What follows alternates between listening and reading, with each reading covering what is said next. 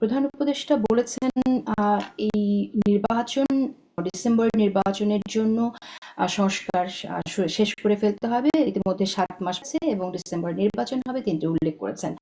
আপনারা তো নির্বাচনকে নিয়ে অনেক সংশয় প্রকাশ করতে, নির্বাচন পেছানোর চেষ্টা হচ্ছে এরকম মন্তব্য আমরা শুনছিলাম। এখন কি এই বিষয়ের জন্য একটু স্বস্তিদায়ক হলো কিনা?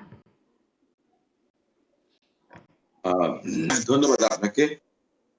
মূলত স্বস্তিদায়ক কতটুকু, এটা তো কালেকটিভ একটা, এই তো ক্যাবিনেট, ওখানে তো আপনার রেসপন্সিবিলিটি কালেকটিভ রেসপন্সিবিলিটি। প্রধান উপদেষ্টা উনি অন্তর্বর্তীকালীন সরকারের প্রধান উপদেষ্টা। আপনার বিষয়টা হচ্ছে যে কর্মপরিধি কতটুকু কার, এটা জানি না এই মুহূর্তে। জনগণের ম্যান্ডেট নিয়ে কিন্তু এই সরকার ক্ষমতায় আছেন।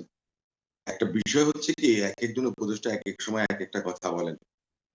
তারপরে আপনার মাননীয় উপদেষ্টা, আমি একজন ভদ্রলোককে খুবই সম্মান করি, যার লেখা আমার খুব পছন্দ, আপনার প্রেস সেক্রেটারি শফিক ভাই। ওনার আমি স্ট্যাটাস গুলো সবসময় দেখতাম, আগেও দেখতাম, এখনো দেখি। এখন যে সমস্ত বক্তব্যগুলো শুনি যে মানে আপনার এই বছরের মাঝামাঝিতে হবে বা অমুক লাগবে তমুক লাগবে, আবার অনেক আপনার বৈষম্য বিরোধী ছাত্র আন্দোলনের সঙ্গে যারা জড়িত ছিলেন তাদের আমরা এখনো দেখিনি, প্রতিক্রিয়া দেখিনি।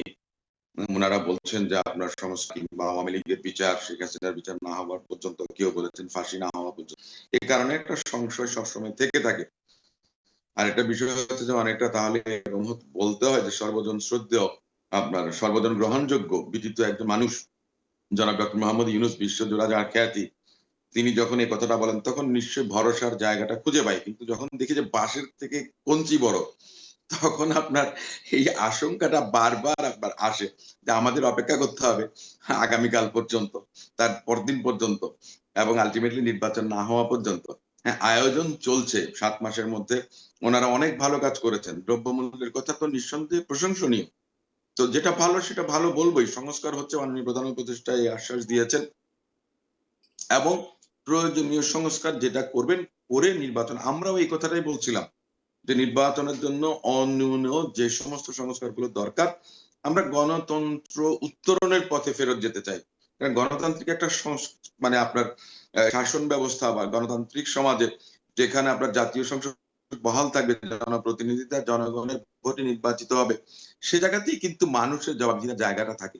এখানে তো এই মুহূর্তে জবাবদিহির জায়গা কিন্তু নেই। প্রত্যাশা অনেক বেশি, কিন্তু জবাবদিহিতাটা কে করবেন?